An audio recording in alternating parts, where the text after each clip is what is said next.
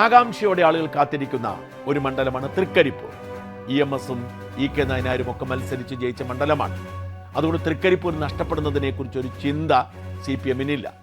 എന്നാൽ ഇക്കുറി CPM-നെ ആശങ്കപ്പെടുത്തിയതും UDF-നെ ആവേശമുണ്ടാക്കിയതും സന്ദീപ് വാര്യരുടെ സ്ഥാനാർത്ഥിത്വമാണ്.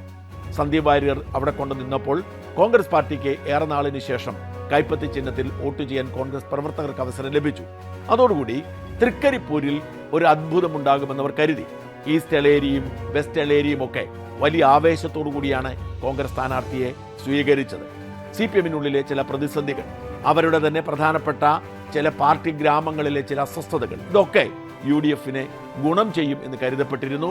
എന്നാൽ ഞങ്ങളുടെ സർവേ ഫലം വരുന്നത് തീർച്ചയായും പ്രതീക്ഷിച്ചതുപോലെ തന്നെ സന്ദീപ് വാര്യർ വലിയ മുന്നേറ്റം നേടുന്നുണ്ടെങ്കിലും നേട്ടം അല്ലെങ്കിൽ വിജയം LDF-നായിരിക്കും.